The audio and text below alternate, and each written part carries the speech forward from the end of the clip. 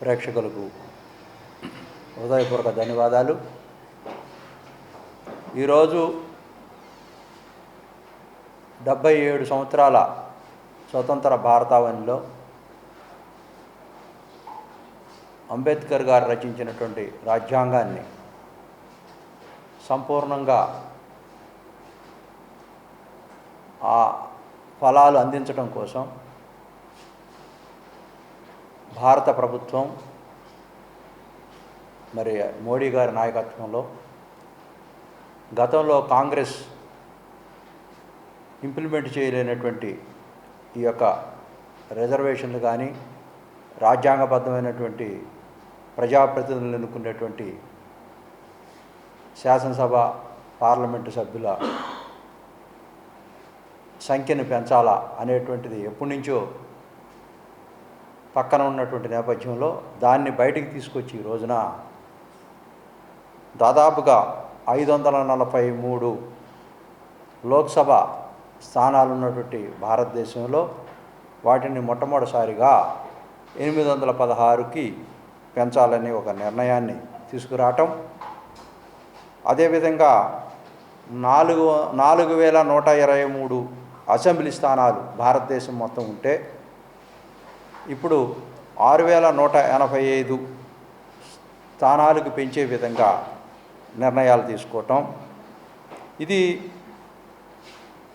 ఆంధ్రప్రదేశ్లో ప్రత్యేకించి దీంట్లో 175 స్థానాలు ఉన్నటువంటి నేపథ్యంలో 263 స్థానాలు పెంచడానికి దాదాపుగా 100 స్థానాలు పెరిగేటువంటి పరిణామం. అదేవిధంగా లోక్సభలో కూడా 25 నుంచి 38 స్థానాలు అంటే దాదాపుగా 13 స్థానాలు ఎంపీ స్థానాలు పెరుగుతున్నటువంటి నేపథ్యం. అదేవిధంగా తెలంగాణలో కూడా 119 ఉన్నటువంటి శాసనసభ 179 పెరుగుతూ ఉన్నాయి. లోక్సభ కూడా 17 నుంచి 26 పెరుగుతూ ఉన్నాయి. ఇప్పుడు 33% మహిళలకు రిజర్వేషన్ ఇవ్వాలని చెప్పి 23 మార్చిలో ఒక బిల్లును ప్రవేశపెట్టారు. 170/1 148/48లో 2034 నుంచి కూడా బిల్లు పాస్ చేసినా అమలుపరచడం అప్పటి నుంచని చెప్పడం జరిగింది. ఆ నేపథ్యంలో ఇప్పుడు మహిళలకి దాదాపుగా 278 సీట్లు పార్లమెంటు సీట్లు వస్తాయి. అదే దామాషా ప్రకారం 2062 అసెంబ్లీ స్థానాలు కూడా ఇండియాలో ఎక్స్ట్రాగా వస్తాయి. అంటే మహిళలకి irrespective of caste and colour and creed and culture అంటే 33 మంది ఎక్స్క్లూజివ్గా మహిళలకే ఇచ్చేటువంటి కార్యక్రమం. అప్పుడు కూడా మన భారతదేశంలో అంబేద్కర్ గారు కూడా అన్నారు, ఎవరైతే మహిళలకి రాజ్యాధికారం దిశవైపు వెళ్తారో అప్పుడు గణనీయమైనటువంటి అభివృద్ధి సాధిస్తుంది భారతదేశంలో కూడా, సగం భాగంలో ఉన్నటువంటి మహిళలకని ఆ రోజున చెప్పడం జరిగింది. ఇవన్నీ ఒక ఎత్తు అయితే మనకి చాలా సంతోషం, స్వాగతిస్తున్నాం. మనకి బైఫర్కేషన్ జరిగేటప్పుడు డెమోగ్రఫిక్ ఇన్బ్యాలెన్స్ అసమతుల్యత ఎట్లా అంటే ఎగ్జాంపుల్ మన భారతదేశంలో అస్సాంలో కానీ బీహార్లో కానీ ఉత్తరప్రదేశ్లో కానీ చాలామంది పక్క దేశాల నుంచి వచ్చినటువంటి వాళ్ళు అక్కడ అకామిడేట్ అయినప్పుడు అక్కడ డెమోగ్రఫిక్ ఇన్బ్యాలెన్స్ అని వస్తుంది. అంటే అక్కడ లోకల్ వాళ్ళకి ప్రాధాన్యత లేకుండా బయట వాళ్ళు వచ్చినప్పుడు ఆ యొక్క ప్రపోర్షనేట్గా రాజ్యసభ కానీ ఎమ్మెల్సీలు కానీ ఇచ్చేటప్పుడు చాలా ఇబ్బందులు కలుగుతాయి. ఆ నేపథ్యంలో మనకి బైఫర్కేషన్ చేసినప్పుడు 2013లో 25 విడిపోయినప్పుడు తెలంగాణ ఆంధ్రప్రదేశ్ అప్పుడు అక్కడ చట్టం కేంద్ర ప్రభుత్వం ఒకటి చేసింది. ఏం చేసిందంటే 29% సీట్లు పెంచాలా ఇక్కడ అక్కడ పెంచుతూ డీలిమిటేషన్ చేసిన తర్వాత ఎలక్షన్లకు వెళ్ళాలని చెప్పడం జరిగింది ఆ రోజున. కానీ దాన్ని ఆ ప్రభుత్వం పెడచెవును పెట్టిన తర్వాత 2014లో యాజ్ ఇట్ ఈజ్గా నష్టపోయినటువంటి సీట్లతోనే మనం ఎలక్షన్లకు వెళ్ళడం జరిగింది. ఆనాడే కనుక మనం 225 సీట్లు కనుక మనకి కేటాయించుంటే 225 సీట్లు కనుక కేటాయించుంటే ఈ రోజున దాంట్లో సగభాగమైనటువంటి 112 సీట్లతో దాదాపుగా 337 సీట్లు మనకు వచ్చాయి. 37 సీట్లు వచ్చాయి. ఇప్పుడు మనం ఏ విధంగా నష్టపోతున్నామంటే దాదాపుగా మనం ఒక 131 సీట్లు మనకు వచ్చేటువంటిది నష్టపోతూ ఉన్నాం. అంటే ఇప్పుడు ఏం జరుగుతుందంటే ఇప్పుడు నేను చెప్పబోయేది ఎగ్జాంపుల్ చెప్తున్నా. అట్లనే తెలంగాణలో కానీ పార్లమెంట్ సీట్లలో కానీ ఇప్పుడు ఉత్తరప్రదేశ్లో ఉన్నప్పుడు ఉత్తరాఖండ్ కానీ జార్ఖండ్ కానీ తర్వాత ఛత్తీస్గఢ్ విడిపోయినప్పుడు కాశ్మీర్లో మొన్న బిల్లు చేసినప్పుడు అటానమస్గా అక్కడ కూడా డీలిమిటేషన్ చేసి ఎలక్షన్లకు వెళ్ళారు. అక్కడ ఇప్పుడు సీట్లు పెరిగినాయి, గణనీయంగా పెరిగినాయి. కానీ వేరేజ్ కంపేర్ టు ఆంధ్రప్రదేశ్, అంటే ఆంధ్రప్రదేశ్కి వచ్చేటప్పటికి ఇక్కడ పెంచలా విడిపోయినప్పుడు. సో ఇప్పుడు మనకున్నటువంటి సీట్లకి 50% పెంచడం వల్ల మనకు సంతోషమే. 100 మంది పెరుగుతారు కానీ మనకు సంతోషమే. కానీ ఇక్కడ మనకి 225 మీద 50% వస్తే 260 తెలంగాణలో మీద 50% వస్తే మనం అప్పుడు ఇంకా గణనీయంగా మనకు 394 సీట్లు అయ్యేటువంటి పరిస్థితులు వస్తాయి కదా. ఆ దామాషా ప్రకారం మనకు మంత్రివర్గంలో 50% అనే దాంట్లో కూడా మనకి ఎబోదే అందట్టు వస్తాయి కదా. ఇట్లా మనం నార్త్కి సౌత్కి మనకున్నటువంటి తేడా నేను ఒకటే చెప్తా ఉన్నాను. ఎన్డీఏ కూటమిలో ఉన్నాం మనం. రేపు రాబోయేటువంటి రోజుల్లో కొంతమంది కాంగ్రెస్ వాళ్ళు ఏదో అవాకులు చవాకులు పెడతా ఉన్నారు, గణాంకాలు తెలియకుండా. అదేదో తేడా వస్తుంది, దీనివల్ల వస్తుంది అనేది కాదు. కానీ యాక్చువల్గా వాళ్ళు చేస్తున్నటువంటిది ఏంటంటే రేపు 2027 కల్లా జనగణ కంప్లీట్ అవుతుంది, మార్చి 1 కల్లా. అయిన తర్వాత జనగణ అయిపోయిన తర్వాత ఇవన్నీ జన ప్రాతిపదికగా, ఓటర్ ప్రాతిపదికగా, మహిళా ప్రాతిపదికగా తీసుకొని మనం చేస్తే నార్త్లో జనాభా ప్రాతిపదికన ఎక్కువ పెరిగిపోతూ ఉన్నారు, సౌత్లో తగ్గుతూ ఉన్నారు జనాభా. ఎక్కడైతే ఆర్థిక పరిపుష్టి కలిగి ఎక్కడైతే ఇండస్ట్రీస్ ఉన్నాయో అక్కడికి డంప్ అవుతూ ఉన్నారు. ఈ కోస్టల్ ఏరియాలో సౌత్లో కూడా ఫారిన్ ఎక్కువ మంది వెళ్ళిపోతూ ఉన్నారు. అందువల్ల ఇక్కడ ఓటర్ శాతం తగ్గుతూ ఉంది. పిల్లలు కనేటువంటి శాతం కూడా తగ్గింది, ఒకళ్ళ ఇద్దరు అనేటువంటి దగ్గర కూడా తగ్గింది. నార్త్లో ఆ రిస్ట్రిక్షన్ లేకుండా పెరిగింది. ఆ జనాభా ప్రాతిపదికన 27 జనగణ తీసుకుంటే ప్రామాణికంగా సౌత్కి నష్టపోతారని చెప్పి మోడీ గారు, అమిత్ షా గారు ఒక నిర్ణయం తీసుకున్నారు. ఏమనంటే మనం 50% చేస్తే ఓవరాల్గా ఉన్నటువంటి సీట్లలో గణనీయంగా అందరికీ ఎవరికి ఇబ్బంది లేకుండా అందరూ కూడా పార్టిసిపేట్ చేస్తారనేటువంటి ఒక అభిప్రాయం ఉంది. దీన్ని నేను చెప్పేది ఏంటంటే తెలుగుదేశం పార్టీ కూటమి మిత్రపక్షాలుగా మనకి ఏదైనా ప్రత్యేక ప్రతిపత్తి, మనం అప్పుడే 2013లో బైఫర్కేషన్ అప్పుడు ఇబ్బంది పడ్డాం. దీన్ని ప్రామాణికంగా తీసుకొని మనకి ఇంకా అప్ టు దట్ మార్క్ ఇంకా పెంచి, అంటే గతంలో 225 ఉండుంటే మనం ఈ రోజున దాదాపుగా 394 సీట్లకు వెళ్ళేవాళ్ళం కదా. ఇప్పుడు అక్కడ నష్టపోతున్నాము.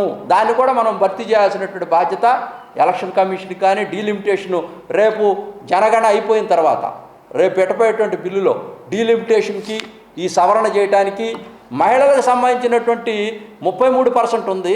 దాంట్లో రిజర్వేషన్ శాతం ఇంతవాటికి తీసుకోవాలి. దానివల్ల చాలా రోజులు పెండింగ్ ఉంది. అది రిజర్వేషన్ శాతం పెట్టకుండా పెట్టేశారు.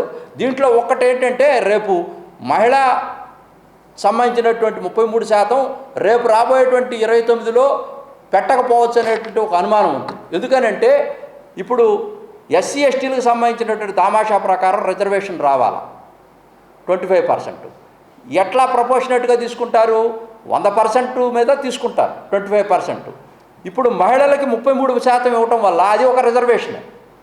25% ఉన్నటువంటి ఎస్సీ ఎస్టీలది అది ఒక రిజర్వేషన్ పార్ట్.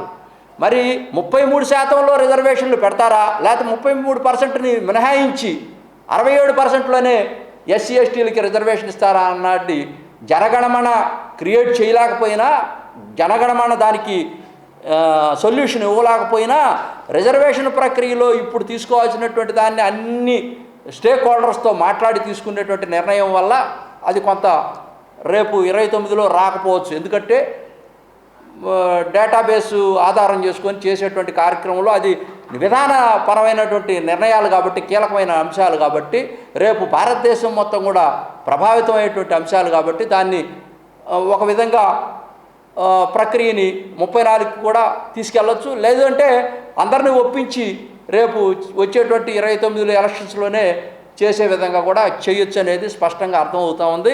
ఇక మనం ఒక దానికి పోతే ఇక్కడ మహిళలకి మన ఆంధ్రప్రదేశ్లో వచ్చేసేటికి దాదాపుగా ఎస్సీ ఎస్టీలకి ఎస్సీలకు వచ్చేసేటప్పటికి ఒక 50 సీట్లు అసెంబ్లీ స్థానాలు, అదేవిధంగా ఎస్టీలకు వచ్చేసేటప్పటికి ఒక 18 స్థానాలు పెరిగేటువంటి దాఖలాలు ఉన్నాయి. అదే నేపథ్యంలో ఎంపీలు కూడా దాదాపుగా ఒక 6-7 సీట్లలో ఎస్సీలకి, ఒక 2 సీట్లలో ఎస్సీలకి అదనంగా ఒక సీటు వచ్చేటువంటి కార్యక్రమం కూడా ఉంది. ఇంకొకటి ప్రధానమైన అంశం ఏంటంటే భారతదేశంలో స్వతంత్రం వచ్చిన తర్వాత 72 దాకా గిరిజనులకు సంబంధించినటువంటి సీట్లలో ఇదివరకు జిల్లా ప్రాతిపదికన తీసుకునేవాళ్ళు. జిల్లా ప్రాతిపదిక తీసుకుంటే మైదాన ప్రాంతంలో గిరిజనులకు కూడా సీట్లు కేటాయింపు జరిగేది.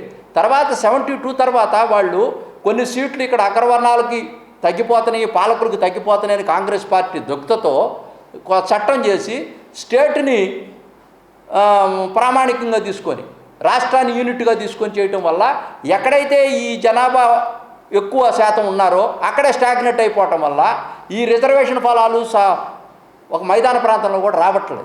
దీన్ని కూడా భారతదేశానికి సంబంధించినట్టు ఎన్నికల కమిషన్ దృష్టికి తీసుకెళ్లాలా. ఎన్డీఏ ప్రభుత్వం దీని మీద కూడా ఫోకస్ పెట్టాలి. ఎందుకంటే రేపు 19 సీట్లు దాదాపుగా ఎస్టీలకు వస్తూ ఉన్నాయి, ఎస్సీలకి దాదాపుగా 45-50 సీట్లు వస్తూ ఉన్నాయి. వీటన్నిటి కూడా ఫోకస్ పెట్టాల్సినటువంటి బాధ్యత ఈ నేపథ్యంలో ఈ సందర్భంగా మనం చెప్పాల్సినటువంటి బాధ్యత కూడా ఉంది. వీటన్నిటిని పరిగణలో తీసుకొని రేపు రాబోయేటువంటి రోజుల్లో మనం ఈ యొక్క మంచి కార్యక్రమాన్ని తీసుకోవటం వల్ల ఎన్డీఏ కూటమికి మంచి అభిప్రాయం వస్తుంది. ప్రతిపక్షాలు ఒకటి అంటూ ఉన్నాయి, నేను దాన్ని ఖండిస్తూ ఉన్నాను. ఇవాళ రేవంత్ రెడ్డి గారు కూడా ఒక మాట అన్నారు, ఏమంటే నార్త్ వాళ్ళు అందరూ కలిసి డిసైడ్ చేసుకొని గవర్నమెంట్ అక్కడే ఎక్కువ శాతం సీట్లు ఉన్నాయి, ఏది పాండిచేరిలో 40 ఉంటే అవి 60 అవుతాయి, తర్వాత ఉత్తరాఖండ్ అక్కడ ఆ ప్రాంతాల్లో అయితే 80 ఉంటే 160 అవుతాయి, ఈ తమాషా ప్రకారం హిందీ రాష్ట్రాల్లో డిసైడ్ చేస్తాయి అనేది అది కరెక్ట్ కాదు, ఆ నెంబర్ కరెక్ట్ కాదు. ఎందుకనంటే ఇక్కడ కూడా మనకు తమాషా ప్రకారం అన్నీ పెరుగుతూ ఉన్నాయి. తమిళనాడులో ఉన్నటువంటి సీట్లు కూడా 50% పెరుగుతూ ఉన్నాయి, ఉత్తరాదిలో కూడా ఉన్నటువంటి అన్నీ పెరుగుతూ ఉన్నాయి. తప్పకుండా ఇది మంచి సంకేతం. ఆంధ్రప్రదేశ్లో రేపు రాబోయేటువంటి రోజుల్లో జనగణమన అయిపోయిన తర్వాత డీలిమిటేషన్ చేస్తారు. అదేవిధంగా మహిళలకి సంబంధించినటువంటి డీలిమిటేషన్ తర్వాత మహిళలకి కేటాయించేటువంటి అసెంబ్లీ స్థానాలు దాదాపుగా ఇప్పుడున్నటువంటి 175 నియోజకవర్గాల్లో దాదాపుగా 67 సీట్లు మహిళలు 1 నుంచి 63%, అంటే 1 నుంచి 63 దాకా ఉండేటువంటి నేపథ్యం నెంబర్లు కూడా ఉన్నాయి. విజయవాడలో ఇప్పుడు తూర్పు కానీ, సెంట్రల్ కానీ, పశ్చిమంలో కానీ, అదేవిధంగా 175 నియోజకవర్గాల్లో కూడా మహిళలు గణనీయంగా ఉన్నారు. అది ఒకటే కాకుండా పాయకరావుపేటలో 3,75,000 ఓట్లుంటే ఇక్కడ మన చిన్న గుంటూరు దగ్గర చిన్న కూచిపూడి, ఇది మన రేపల్లె దగ్గర చాలా తక్కువగా ఓటర్లు ఉన్నారు. వీటన్నిటిని కూడా బ్యాలెన్స్ చేసేటువంటి సిస్టమ్ దీంట్లో వస్తుంది. అదేవిధంగా 100 మంది యువత విద్యార్థులు ఎవరైతే లోకేష్ గారు చెప్తా ఉన్నారు విద్యార్థులందరూ రాజకీయాల్లోకి రావాలని చెప్పి, వీళ్ళందరూ కూడా రేపు రాజకీయాల్లోకి వచ్చేటువంటి పరిస్థితి ఉంది. ఈ విద్యార్థి లోకమంతా కూడా గణనీయంగా రాజకీయాల్లోకి వచ్చి మనకి గతం నుంచి వచ్చినటువంటి నెంబర్ వల్ల 2013 నుంచి కొన్ని రాజ్యసభ సీట్లు కోల్పోయాం మనం. ఆ రోజున డీలిమిటేషన్ చేయకపోవటం వల్ల కొన్ని ఎమ్మెల్సీ సీట్లు కూడా నష్టపోయాం. రేపు రాబోయేటువంటి రోజుల్లో ఎమ్మెల్సీలు మన ఎంపీ సీట్లు కూడా గణనీయంగా పెరిగేటువంటి పరిస్థితులు ఈ రాష్ట్రంలో ఉన్నాయి. ఇంకోటి అసమతుల్యత అనేది కూడా లేకుండా చేయటం కోసం నియోజకవర్గాల వారీగా రేపు చిన్న చిన్న నియోజకవర్గాలు అవుతాయి. డీసెంట్రలైజేషన్ ఆఫ్ పవర్ అంటే అంబేద్కర్ గారు చెప్పినట్టుగా కింద స్థాయి అధికారి దాకా పరిపాలన వికేంద్రీకరణ జరగాలంటే చిన్న స్థాయి శాసనసభ స్థానాలు, తక్కువ జనాభాతో ఉండేటువంటి శాసనసభ స్థానాలు కూడా రాబోతూ ఉన్నాయి. ఇవన్నీ కూడా పరిపాలన దక్షతకి నిదర్శనంగా మారతాయి. ఇప్పుడున్నటువంటి చంద్రబాబు నాయుడు గారు, లోకేష్ గారు కూడా చెప్తా ఉన్నారు యువత అంతా కూడా రాజకీయాల్లోకి రావాలని. ఇవన్నీ కూడా మనకి రేపు రాబోయేటువంటి రోజుల్లో సంపూర్ణమైనటువంటి రాజ్యాధికారం, సంపూర్ణమైనటువంటి డీలిమిటేషన్, సంపూర్ణమైనటువంటి డీసెంట్రలైజేషన్ ఆఫ్ పవరు, వికేంద్రీకరణ అన్నీ కూడా మనకు జరుగుతాయి. తప్పకుండా ఈ వేరియేషన్ కూడా ఉండకుండా ఉంటుంది. ఈ కులాల మధ్య అంతరాలు కూడా పోతాయి. ఆర్థిక అభివృద్ధి, సామాజిక న్యాయం అన్నీ కూడా జరుగుతాయి. తప్పకుండా రేపు రాబోయేటువంటి రోజుల్లో ఇది మంచి పరిణామం నేను ఎన్డీఏ తరఫున ప్రశంసిస్తూ, మోడీ గారు, అదేవిధంగా పవన్ కళ్యాణ్ గారు, మరి ఇక్కడ ఉన్నటువంటి చంద్రబాబు నాయుడు గారు, లోకేష్ గారు ఏదైతే విశ్వసించి ఎన్డీఏతో ప్రయాణం చేస్తూ ఉన్నారో, మరి మొట్టమొదటిసారిగా భారతదేశ చరిత్రలోనే మరి ఆ రాజ్యాంగ ఫలాలు అందరికి అందియాలనేటువంటి మోడీ గారి యొక్క నాయకత్వంలో అమిత్ షా గారు తీసుకున్నటువంటి నిర్ణయాలను స్వాగతిస్తూ ఉన్నాం. తప్పకుండా మనకున్నటువంటి, మన రాష్ట్రానికి ఉన్నటువంటి ఈ నిధులు విధులకు సంబంధించినటువంటి అంశాల్లో కానీ, మనకి సీట్లు కేటాయించేటువంటి అంశాల్లో కానీ చాలా నష్టపోయి ఉన్నాం. కాబట్టి తప్పకుండా ప్రత్యేక దృష్టిని సారించి రేపు రాబోయేటువంటి రోజుల్లో మనల్ని ముందుకు తీసుకెళ్లాలని, మన సీట్లు కూడా